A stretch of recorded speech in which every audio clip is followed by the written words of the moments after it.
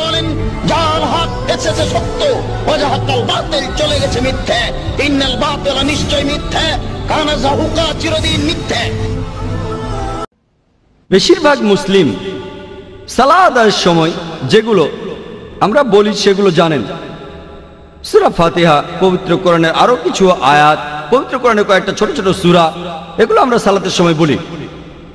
মুসলিমরা আমরা এগুলো এত যান্ত্রিকভাবে পড়ি যে আপনি যদি কোনো মুসলিমকে ঘুম থেকে ডেকে তোলেন আর তাকে সূরা ফাতিহা বলতে বলেন, সে এই কাজটা 100 মাইল স্পিডে করতে পারবে। বিসমিল্লাহির রহমানির রহিম, আলহামদুলিল্লাহি রাব্বিল আলামিন, মালিকিল ইয়াউমিদ্দিন, ইয়াকা না'বুদু ওয়া ইয়াকা নাস্তাঈন। একেবারে যান্ত্রিক। যেহেতু এটা যান্ত্রিক, আমাদের মনের খুব সামান্য একটা অংশ এখানে ব্যস্ত থাকে। এই যান্ত্রিক অংশগুলো বলার সময় আমরা সেগুলো ভালোভাবে জানি, যেমন সূরা ফাতিহা আর কোরআনের অন্যান্য আয়াত। বেশিরভাগ মুসলিম আমরা বেশিরভাগই অনারব, আমরা আরবি ভাষায় কথাবার্তা বুঝতে পারি না। আর যেহেতু আমরা সালাতের সময় যেটা পড়ছি সেটা বুঝতে পারছি না, তখনই এই সম্ভাবনাটা দেখা দেয় যে আমাদের মন চিন্তা করবে। সেজন্য মন যাতে এইসব চিন্তা না করতে পারে, আমরা সালাতের সময় আরবিটা পড়ব, আর একই সাথে আমরা এই আরবি আয়াতগুলোর অর্থ বুঝতে চেষ্টা করব। যদি ইংরেজি জানেন, ইংরেজি অনুবাদটা মনে করেন। যদি আপনি উর্দু জানেন, উর্দু অনুবাদটা মনে করেন। যদি আপনি হিন্দি জানেন, হিন্দি অনুবাদটা মনে করেন। যদি মারাঠি ভাষা জানেন সেটা মনে করেন। যদি গুজরাটি ভাষা জানেন সেটা মনে করেন। আপনি সেই ভাষার অনুবাদটা মনে রাখেন যে ভাষাটা আপনি সবচেয়ে ভালো জানেন। যেমন ধরুন, আমরা যখন সূরা ফাতিহা পড়ি, বিসমিল্লাহির রহমানির রহিম, দয়াময় ও পরম দয়ালু আল্লাহর নামে শুরু করছি। আলহামদুলিল্লাহি রাব্বিল আলামিন, সকল প্রশংসা জগৎ সমূহের মালিক আল্লাহ। আর রহমান রহিম, যিনি দয়াময় এবং পরম দয়ালু। মালিক ইয়াউমিদ্দিন, তিনি কর্মফল দিবসের মালিক। ইয়াকা না'বুদু ওয়া ইয়াকা নাস্তাঈন, আমরা শুধু তোমার ইবাদত করি, শুধু তোমার সাহায্য চাই। ইহদিনাস সিরাতাল মুস্তাকিম, আমাদের সরল পথ দেখাও। ইহদিনাস সিরাতাল মুস্তাকিম সিরাতাল্লাযিনা আন'আমতা আলাইহিম গায়রিল মাগদুবি আলাইহিম ওয়ালাদ-দাল্লিন, তাদের পথ যাদেরকে তুমি অনুগ্রহ দান করেছো, এবং তাদের পথ নয় যারা ক্রোধ নিপতিত, আর তাদের নয় যারা পথভ্রষ্ট। যখন এই সূরা ফাতিহা আপনি পড়বেন অথবা আরবিতে অন্য আয়াত পড়বেন, একই সাথে অর্থটাও মনে করুন, আর আপনার মন তখন ঘুরে বেড়াবে না। কারণ এতে করে আপনি সালাতের সময় যে আরবি পড়ছেন সেটার অর্থ মনে রাখতেই মন ব্যস্ত থাকছে। কিন্তু কয়েকদিন পরে বা কয়েক মাস পরে এটাও একেবারে যান্ত্রিক হয়ে যাবে। আমাদের মন খুব শক্তিশালী। আপনি আরবিটা পড়বেন আর অর্থটা মনে করবেন, কারণ আমাদের মন খুবই শক্তিশালী।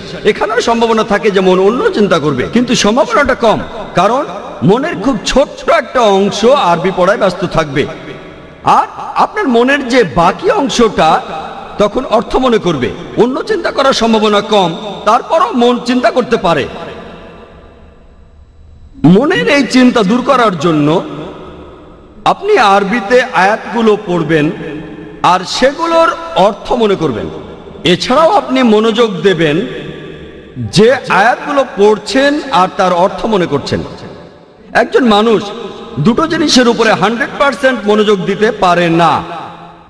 দুটো জিনিসের উপর 50% মনোযোগ দেওয়া যায়, বা 80% 20%, কিন্তু 100% দুটো আলাদা জিনিসের উপরে কেউ মনোযোগ দিতে পারে না। তাহলে যত বেশি মনোযোগ দেবেন আপনার মন ততখানি কম ঘোরাঘুরি করবে।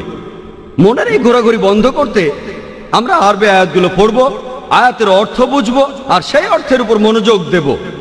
তাহলে ইনশাআল্লাহ আমাদের মন ঘোরাঘুরি করবে না। আমার লেকচারের শুরুতে পবিত্র কোরআনের একটি আয়াত বলেছিলাম। সূরা আনকাবুতের 45 নম্বর আয়াতে উল্লেখ করা হয়েছে, বলা হয়েছে, উতলু মা উহিয়া ইলাইকা মিনাল কিতাবি ওয়া আকিমিস সালাতা ইন্নাস সালাতা তানহা আনিল ফাহশাই ওয়াল মুনকার। এর অর্থ আবৃত্তি করো সেই কিতাব হতে যেটা তোমার প্রতি প্রত্যাদেশ করা হয়, এবং নিয়মিত সালাত কায়েম করো, কারণ অবশ্যই সালাত তোমাদের অশ্লীল ও মন্দ কাজ হতে বিরত রাখে। পবিত্র কোরআন বলছে যে সালাত আপনাকে অশ্লীল ও মন্দ কাজ থেকে বিরত রাখে। আমি আগেও বলেছি, সালাহ হলো এক ধরনের প্রোগ্রামিং। এই প্রোগ্রামিংটা হলো ন্যায়নিষ্ঠার জন্য। আর আমরা মুসলিমরা দিনে 5 বার সালাতের মাধ্যমে প্রোগ্রামড হই। আমরা আল্লাহর কাছে এই সময় নির্দেশনা চাই, ইহদিনাস সিরাতাল মুস্তাকিম, আমাদের সরল পথ দেখাও। আর আল্লাহ সুবহানাহু ওয়া তাআলা এর উত্তর দেন। তিনি আমাদের ন্যায়পরায়ণতার পথে প্রোগ্রাম করেন। যেমন ধরুন, কোন ইমাম সূরা ফাতিহার পরে তিনি পড়তে পারেন সূরা মাইদার 90 নম্বর আয়াত। সেখানে বলা হয়েছে, ইয়া আইয়ুহাল্লাযীনা আমানু, হে মুমিনগণ, ইন্নামাল খামরু ওয়াল মাইসিরু, নিশ্চয়ই মদ এবং জুয়া ঘৃণ্য বস্তু, ওয়াল আনসাব ওয়াল আজলাম, মূর্তি পূজার বেদী এবং ভাগ্য নির্ণয়ক স্বর, রিজতুম মিন আমালি শাইতান, এগুলো সব শয়তানের কাজ। ফাসতানিবু লাকুম তুফলিহুন, তোমরা এগুলো বর্জন করো যাতে সফল কাম হতে পারো। এখানে সালাতে আমাদের প্রোগ্রামিং করা হচ্ছে যে আমাদের বাদ দিতে হবে মদ পান করা, জুয়া খেলা, বিভিন্ন মূর্তির পূজা, ভাগ্য গণনা করা, কারণ এগুলো সব শয়তানের কাজ। ইমাম সূরা ফাতিহার পরে পড়তে পারেন সূরা মাইদার 3 নম্বর আয়াত। সেখানে উল্লেখ করা হয়েছে, হুররিমাত আলাইকুমুল মাইতুতু ওয়াদ-দামু ওয়া লাহমুল খিনজির ওয়া মা উহিল্লা লিগাইরিল্লাহ বিহি, তোমাদের জন্য যেসব হারাম করা হয়েছে মৃত পশু, রক্ত, শূকরের মাংস খাওয়া, এবং যে পশু জবাই করার সময় আল্লাহ ছাড়া অন্য কারো নাম নেওয়া হয়েছে। এখানে সালাতের মধ্যে আমাদের প্রোগ্রামিং হচ্ছে আমাদের এই খাবারগুলো খাওয়া উচিত না। এই হারাম খাবারগুলো হলো মৃত জন্তু, রক্ত, শূকরের মাংস খাওয়া, এবং যে পশু জবাই করার সময় আল্লাহ ছাড়া অন্য কারো নাম নেওয়া হয়েছে। আমাদের প্রোগ্রামিং হচ্ছে ন্যায়পরায়ণতার পথে।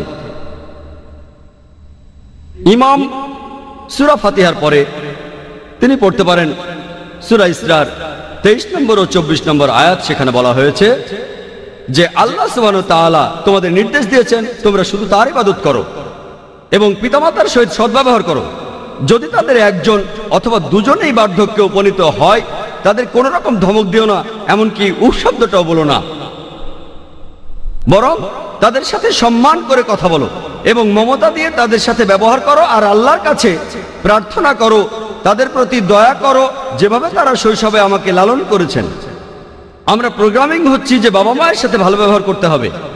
আর যদি তাদের কেউ একজন অথবা দুজনেই বৃদ্ধ হয়ে যায়, তবুও আপনি তাদেরকে উফ শব্দটা বলতে পারবেন না। সালাতের মধ্যে আমাদের প্রোগ্রামিং হচ্ছে। কম্পিউটারে সাধারণত প্রোগ্রাম করার দরকার হয় মাত্র একবার, কিন্তু যেহেতু মানুষের মনের একটা নিজস্ব ইচ্ছা রয়েছে যেটা কম্পিউটারের নেই, আমাদের মানুষের প্রোগ্রাম হওয়ার প্রয়োজন প্রত্যেক দিন। কারণ আমরা আমাদের চারপাশে প্রত্যেক দিন অনেক খারাপ কাজ দেখি। মেয়েদের উত্ত্যক্ত করা, ঘুষ দেয়া, প্রতারণা, চুরি করা, মদ পান করা, মাদকাসক্তি, উৎপীড়ন করা। সম্ভাবনা খুব বেশি থাকে যে আমাদের প্রোগ্রামিংটা নষ্ট হয়ে যেতে পারে।